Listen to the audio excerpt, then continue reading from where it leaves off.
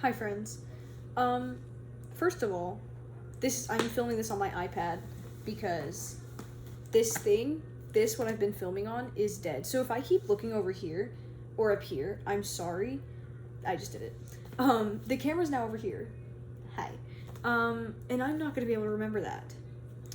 Also, moment of silence for the mini mic. I will still be using the mini mic because it's so fun to hold, but it is not connected. Yeah. The jack does not work on the iPad, but I will be using it anyway. I feel kind of stupid doing it. But at least now, you won't hear me drinking my water bottle with the mini mic because it's so close. So, I also hope you can't hear the music. I think you can because there's no microphone connected. I'm hoping I find a mini mic that fits the iPad, but I don't think I'll be able to. Anyway, today we're talking about Six of Crows. I've talked to all of you about this book, I think, except to like two people. It sucked. And I know that so many people love this book, and great for you. Like, I'm happy for you. But it could have been so much more than what it... Is that better? Maybe. Okay, anyway. It could have been so much more. It could have been so much better. The plot was so undercooked. Like, literally... By the way, I've tried to film this video 5 times, so...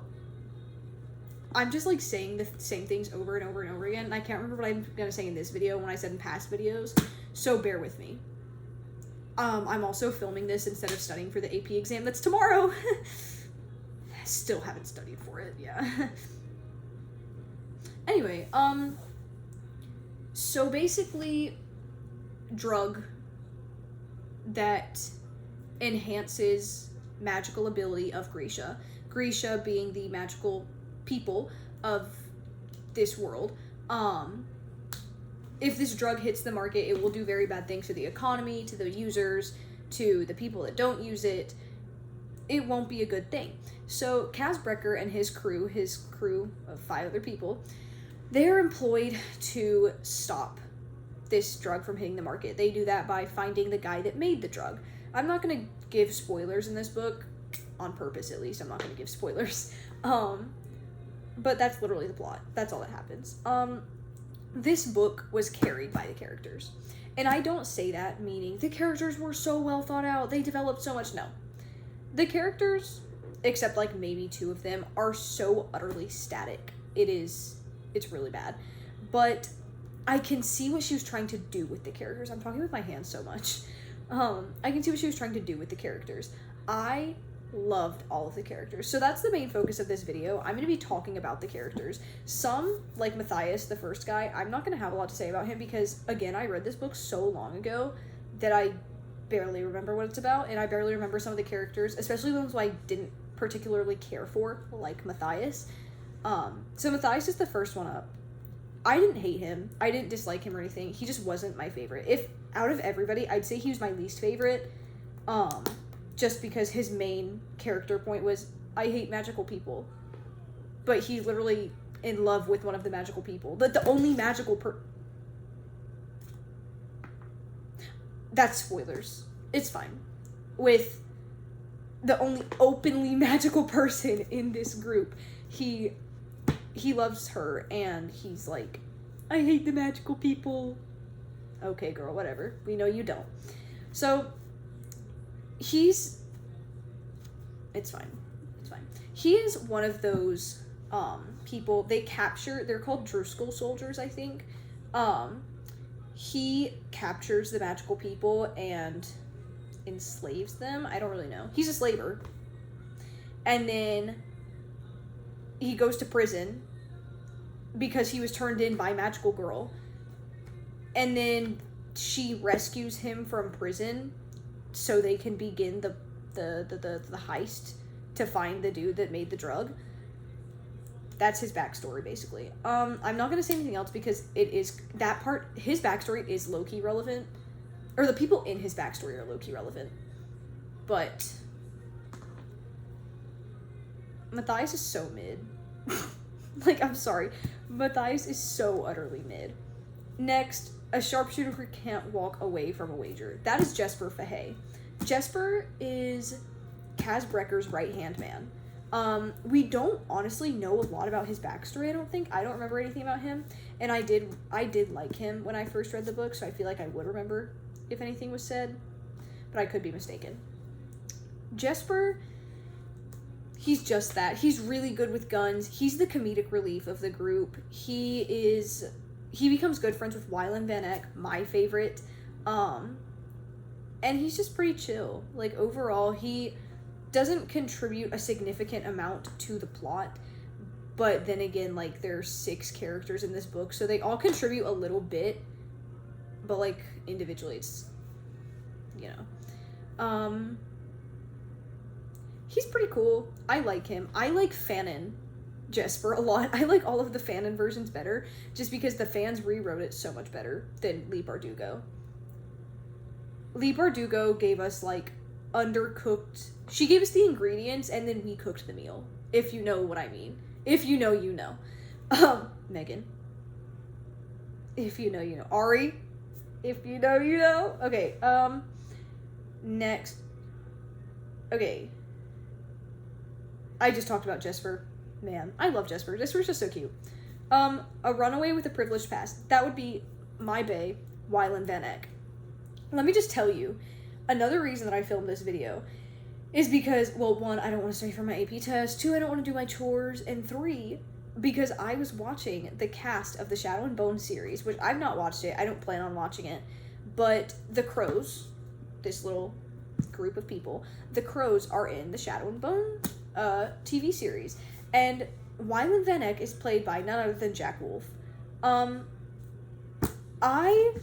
Let me just look up a picture of Jack Wolf so you guys know who I'm talking about.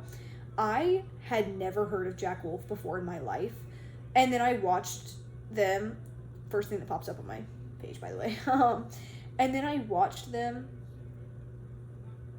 read Thirst tweets on BuzzFeed, and I'm just like, wait, why is this the most adorable man I've ever seen in my life? So he plays Orpheus in Hadestown.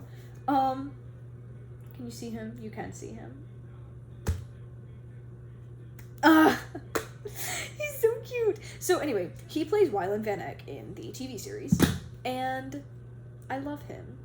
And so that's another reason that I've been thinking about Six of Crows, because Jack Wolf.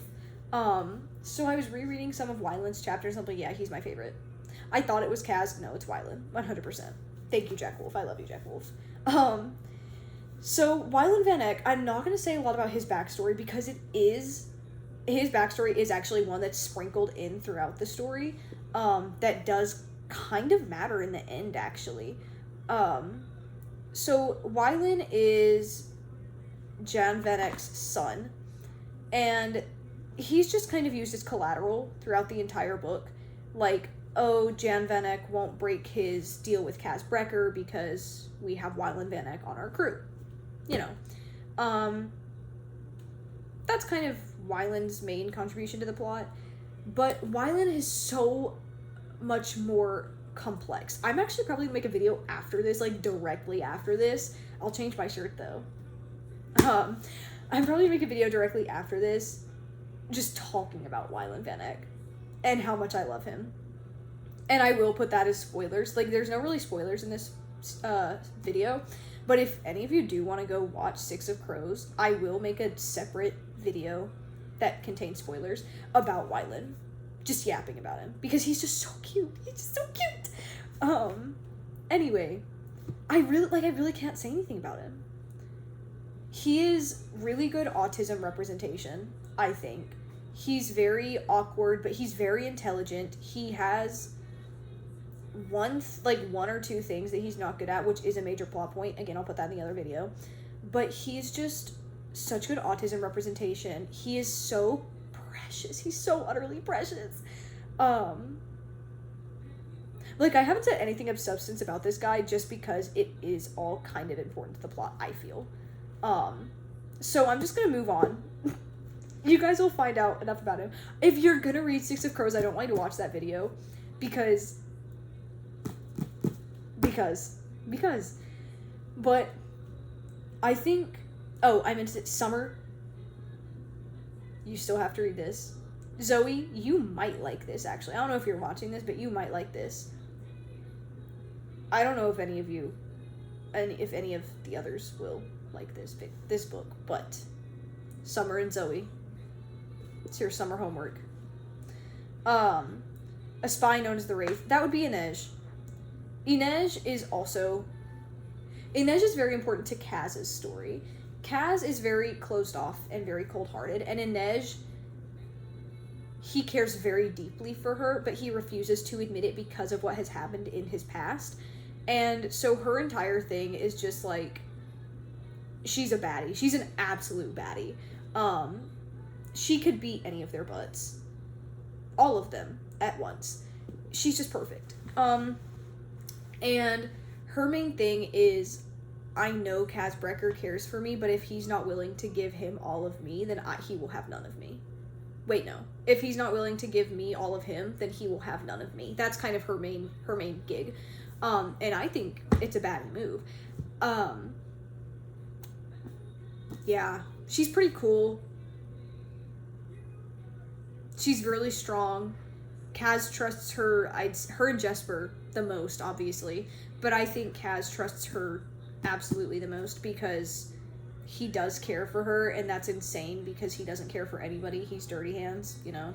He's just an angsty teen, low-key. But Inej, I don't care about her enough to make an entire other video about her, but if you guys do read the book and you want me to talk about her, I will. Because, you know, I know the fans just want it, so, but yeah, that's Inej. She was, like,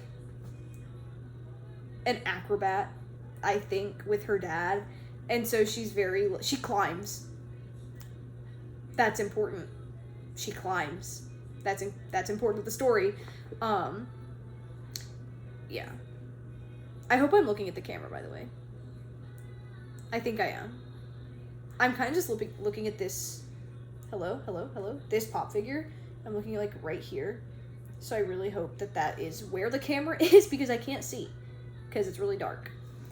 Anyway, a heart render using her magic to survive the slums. That would be Nina Zenik. Zenik? I like saying Zenik. I think it's prettier. Nina Zenik is magical girl that I was talking about with Matthias Helvar. So she was captured by Matthias, and then she was like, the ship that they were on, it almost like, well, it did actually drown? Sink. It did actually sink. And so her and Matthias, they survived, and then they get cozy together, and then they finally make it back to, like, the mainland or whatever, and then she turns him in as a slaver, even though they were, like, low-key a thing. And then she feels really bad about it. And so before they go on their little heist, Nina says to Kaz, she's like, I'll be on your crew, but we have to rescue Matthias Helvar first. And I'm just like, yo. That's so stupid, but okay, whatever. So that's Nina's main thing. That, and then she actually locks in at the end of the book. I'm not going to say anything about that either, because that is just, like, so... Basically, she just, like, takes on a bunch of people that could probably kill her, but, like, she has a trump card, so, like, she's actually not in any danger because she's low-key just a baddie. Yeah. Maybe I should just make a video talking about the spoiler-y things. Maybe. I need to study for my AP World test, but instead of doing that, I might just make another video. I think I will. So I'm not going to say a lot about Nina either. Kaz Brekker, a thief with a gift for unlikely escapes. That's Kaz. He's the entire reason I picked this book up. I saw him on the front cover and I'm just like, wow. Wow. Wow. He's just very angsty teen, you know, like, no, don't touch me, my dead brother, you know, that's his entire plot, like, literally, that's his entire plot. That, and then he's like, I'm determined to scam the guy that caused the death of my brother. Yeah. He's pretty tough. I like him. I think he's so emotionally constipated, and I hope in the second book he becomes less emotionally constipated. But, like, there's nothing else to say. He's very touch-averse because... Actually, no, because, Summer, if you do read this book, I will talk to you about this later. But, so if you're Summer, skip, like, the next 20 seconds. Are you gone? Okay, good. So basically, his dead brother was, like, floating in the water, and he used him as, like, a little raft to survive because he couldn't swim because he was too itty-bitty. And so he doesn't like touch because of that. And so there are a bunch of memes that are like, you for real used your brother as a lifeboat, and now you're just gonna, like, make everybody else be, like, you're gonna make it everybody else's problem. I don't know, I'll try and find the meme and show everybody, but it's really funny. I think that was more than 20 seconds. Summer, I'm sorry if I spoiled it for you. Whatever, I don't care. But his entire thing is just being angsty. You know? Apologies, can you guys hear that? So those are the characters of Six of Crows. I know that this video was so just utterly yap. That's all I did was just yap. But, like, it's better than studying for my AP World Test. So, bear with me. Yeah. I might make another video in, like, 10 minutes about other books. I'm not sure yet. If you guys do want me to talk about the spoilers of Six of Crows, because I know you guys are just so eager to hear me talk more, text me. And I will do it, because I have nothing better to do with my summer. Good luck on exams, in case I don't see you guys. Have a good summer. Yeah, that's it. Bye, friends.